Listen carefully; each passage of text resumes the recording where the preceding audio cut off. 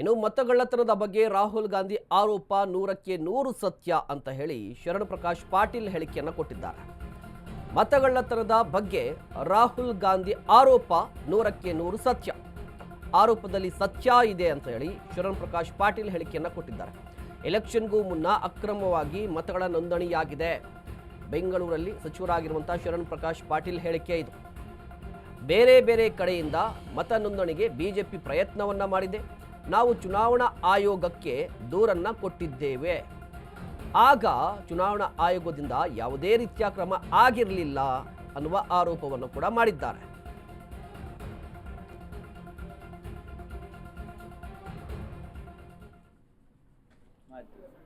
ಆದರೆ ಅವಾಗ ಅದೇನೋ ಸ್ಟಾಪ್ ನೋಡಿ. ಚುನಾವಣೆಗಿಂತ ಮುಂಚೆ ಆಳಂದ್ ಮತಕ್ಷೇತ್ರದಲ್ಲಿ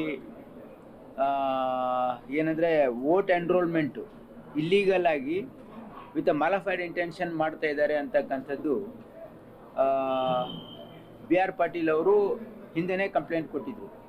ನಾನು ಪ್ರಿಯಾಂಕು ಕೂಡ ಇದ್ರ ಬಗ್ಗೆ ನಾವು ಎಲೆಕ್ಷನ್ ಕಮಿಷನರು ಕೂಡ ಮಾತಾಡಿದ್ವಿ.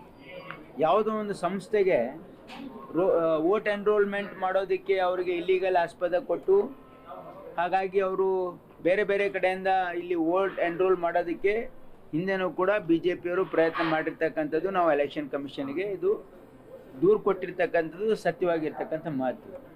ಆದರೆ ಅವಾಗ ಅದೇನೋ ಸ್ಟಾಪ್ ಮಾಡಿದ್ರೆ ವಿನ ಅದ್ರ ಮೇಲೆ ಏನು ಆ್ಯಕ್ಷನ್ ಆಗಲಿಲ್ಲ. ಅವಾಗೇನು ಮಾಡಿದ್ರು, ಅವನ್ನ ಪರಿಷ್ಕರಣೆ ಮಾಡ್ತೀವಿ ಅಂತ ಹೇಳಿದ್ರು. ಆಮೇಲೆ ಬಟ್ ಅದ್ಮೇಲೆ ಏನು ಆ್ಯಕ್ಷನ್ ಆಗಿಲ್ಲ. ಇದು ಸತ್ಯವಾಗಿರ್ತಕ್ಕಂಥ ಮಾತು. ರಾಹುಲ್ ಗಾಂಧಿ ಅವರು ಕೂಡ ಅದೇ ಕರೆಕ್ಟಾಗಿ ಹೇಳಿದ್ದಾರೆ. ಯಾಕಂದರೆ ಈಗ ಅವ್ರ ಗಮನಕ್ಕೆ ಬಿ ಆರ್ ಪಾಟೀಲ್ ಅವರು, ಪ್ರಿಯಾಂಕ್ ಅವರು ಎಲ್ಲ ತಂದಿದ್ದಾರೆ. ಹಾಗಾಗಿ ಅವರು ಇದನ್ನು ಪ್ರತಿಪಾದನೆ ಮಾಡಿದ್ದಾರೆ. ಇದು ಸತ್ಯ ಇದೆ ನೋಡಿ. ಚುನಾವಣೆಗಿಂತ ಮುಂಚೆ ಆಳಂದ್ ಮತಕ್ಷೇತ್ರದಲ್ಲಿ